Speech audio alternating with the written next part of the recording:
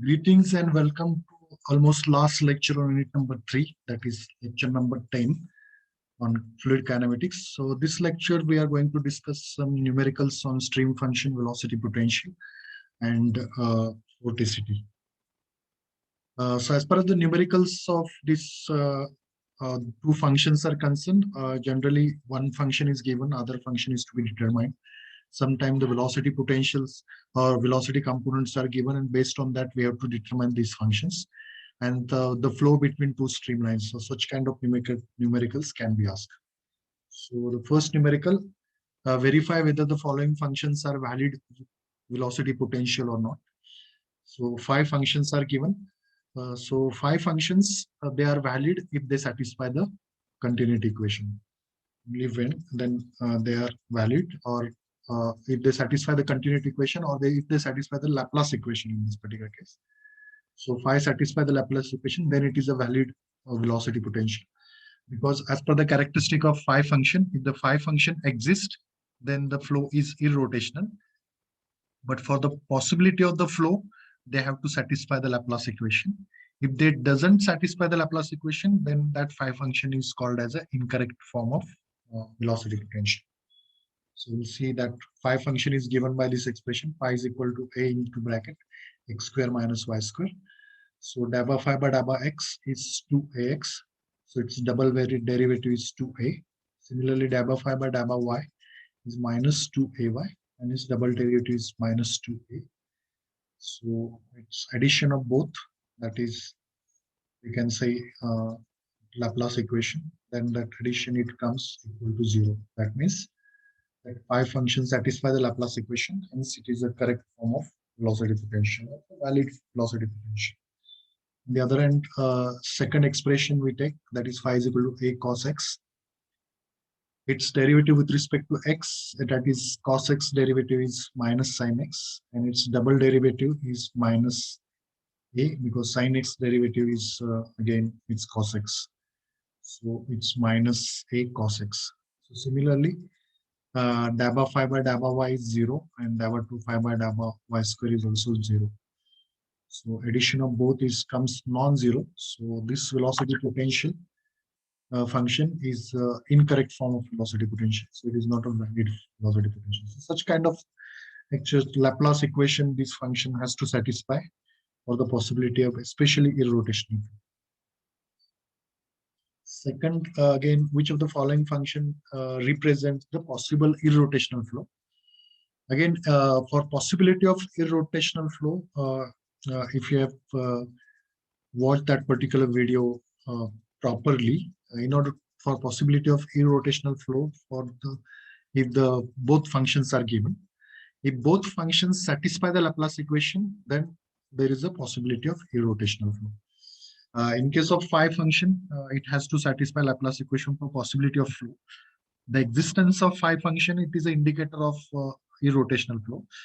But for that, phi function has to satisfy Laplace equation. So that is condition number 1. For psi function, if the psi function exists, the flow is possible.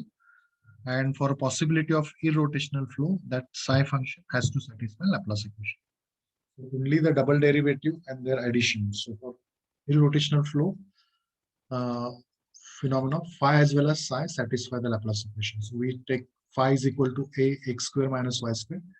So its single derivative with respect to x is 2ax. Its double derivative is 2a. Similarly, its derivative with respect to y is minus 2a, ay, and its double derivative is minus 2a. So addition of both, it gives equal to 0. So phi function is a valid velocity potential. So this particular velocity field, which is described by this phi function, is a possible case of an irrotational flow. Similarly, we'll check for psi function. So its single derivative with respect to x is y, its double derivative is 0. Similarly, single derivative with respect to y is x, and its double derivative is equal to 0. So both addition of, that is dabba 2 psi by dabba x square and dabba 2 psi by dabba y square is equal to 0. That means psi function also satisfy the Laplace equation. So this is the possible case of an irrotational flow. So that is the beauty of this psi and phi function. In order to satisfy identity, recognize whether the flow is rotational or irrotational. And while describing the flow field, instead of describing all velocity components, only one psi or phi function is sufficient to describe that. And the existence of this psi and phi function, it is also indicator of some flow, because if the psi function is exists, then the flow is possible. Then not necessary that recognition that whether it should satisfy the continuity equation or not. So this psi phi function are especially used for convenience, or this psi phi function reduces the number of variables as well. These are the important features of psi functions. So the third example, in this case of flow, is described by stream function psi is equal to 4xy. Locate the point at which the velocity vector has a magnitude 7 units and makes an angle theta that is 150 degree with x-axis. Now, in this particular case, we have to estimate the location of velocity vector. So velocity vector location is generally described with the help of the space coordinate. So as per the given expression, this is 2D flow, we can say, because the psi function is also is only applicable for 2D flow. Psi function is not applicable for 3D flow. It is only derived for 2D flow. That is the limitation of psi function. So only we have to calculate the coordinates x and y. Now for that, psi function is given. So from the psi function, we can calculate the velocity components as well. So psi function we can describe in terms of velocity. So psi, as per the definition of psi function, its partial derivative with respect to y direction gives x component velocity, that is u. It comes around 4x. Its partial derivative with respect to y, it gives y velocity component. With respect to x, it gives y velocity component with negative sign. So this is as per the definition. So uv component we have estimated. So v is equal to under root u square plus v square, that is equal to 7. That means if we put the values, so it is 2 into bracket under root x square plus y square. Now in this case, we don't know, this is equation number 1, we can say. And another term is given, that is tan theta. Tan theta is generally y component velocity v upon u. So tan 150 is given. So v is minus 4y and u is 4x, y upon x. So y is in terms of x. So if we substitute this y value in this particular expression and simplify, we get the value v is equal to this 4.62x and v value known to us. So from this we can calculate x, and putting this x value here, we get the values of y. So this way, the location of point is at 1.515 and 0.8741. So these kind of examples are used. So psi function can also be used to estimate the velocity components and the resultant velocity as well. In this case, this problem exhibit all the value cases that how with the help of psi and phi function, we can estimate the velocity component and resultant velocity. The velocity potential function for 2D flow is given, that is phi is equal to this at a point 4,5. Determine the velocity and the value of stream function. So this is another way of asking the question that if one function is given, how to estimate the another function. So here already, if the psi phi function is given, because psi phi functions, as per their definition, these functions can be expressed in terms of velocity component. Now again, from this phi function, we can recognize again it is it is described for 2D flow, because phi function is the space is a function of only 2 space coordinates. So with the help of space coordinate, we can say that it is a function of only x and y. So it is that phi function is described for 2D flow. So for given phi function, the velocity potential, velocity at 0.45 that we have to determine. Space coordinates are given. So as per the definition, daba, its partial derivative with respect to x gives x component velocity, that is 2y minus 1. So u comes 9 by putting the value of y. And its partial derivative with respect to y, it is 2x. So v value is 8 units. So v is under root u square plus v square. So it comes around 12.04 units. So v is 12.04 units. That is the final answer. That is the resultant velocity, we can say. So in previous problem, we have seen how from psi function we can calculate the resultant velocity. This function, phi function, also can be used to calculate the velocity component. Now we'll see how we can calculate the stream function. So value of stream function at P1. So on this expression you can use, that is d psi is equal to, that is equation of the line, the psi is the function of xy.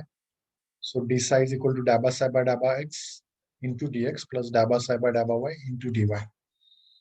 Now we have to put the values of daba psi by daba x. So as per the definition of psi function, daba psi by daba y is u, and daba psi by daba x is minus v, or v is equal to minus daba psi by daba x. Now instead of this we can put u and v, and if we put the values of u and v and integrating. So integrating both sides. So this we integrate with respect to x, this we integrate with respect to y. So psi is equal to minus 2x square by 2 plus 2y square by 2 minus y plus c. So this is integration from both sides. So psi is this function, the c is constants, and that where c is equal to constant of integration. So for psi is equal to 0 at the origin, the constant, the psi is equal to 0. So at the origin means if x, y values are 0, then c comes 0. So psi function we can have minus x square plus y square minus y. So at 0.45, we can estimate the value of psi function, that is 4 units. So this way we can calculate, if the one function is given, we can calculate the other function. So similarly, the same problem can be asked if the psi function is given. The same procedure you can adopt for calculating the phi function. So only this psi is replaced by phi. This equation remains same. And only by putting the value of daba phi by daba x, that is u here, daba phi by daba y here, this function we can put, and integrating we get. So the same procedure you can adopt for calculating phi function if psi function is given. So this is the way we can solve it. So our psi is 4 units. So next problem is two-dimensional flow field is given by phi function in this case, and determine now again stream function, then the velocity at 2 points, that is L and M, and the pressure difference between the points L and the discharge between the streamlines that we have to calculate. So stream function phi is equal to 3xy. So u is equal to, we can estimate the first velocity component. Sorry, not stream function. This is a velocity potential phi is equal to 3xy. So as per the definition of phi function, that is daba phi by daba x is u, that is equal to 3y. Daba phi by daba y is v, that is equal to 3x. Then we can use the expression of psi, that is daba psi by daba x into dx, as like previous. Now here, instead of this we can put minus v, instead of this we can put u. Now putting the values of v and u here and integrating, we can arrive to this expression, that is plus. So this is the psi function. Now in order to calculate the discharge between the streamline passing through point, so dq is equal to d psi, that is equal to psi m minus psi l. So from this we can calculate psi m, we can put the values of x, y. So m, x value and y values are identical. So psi m is equal to 0. Similarly, psi L, we can put the values of 2 and 6, we get this expression. And the difference it gives 48. Even this comes negative, but negative discharge is not possible. So generally it is even comes negative, still we can say this is 48 units. In this case, fortunately it comes positive, so no issues. So discharge is 48 units. Similarly, velocity at L, and it's not described here, but we can calculate the velocity at this. With this I keep it as a homework.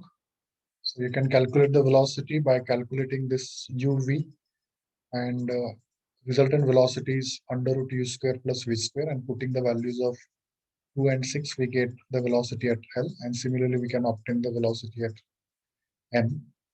And pressure difference we can obtain by using a Bernoulli's equation.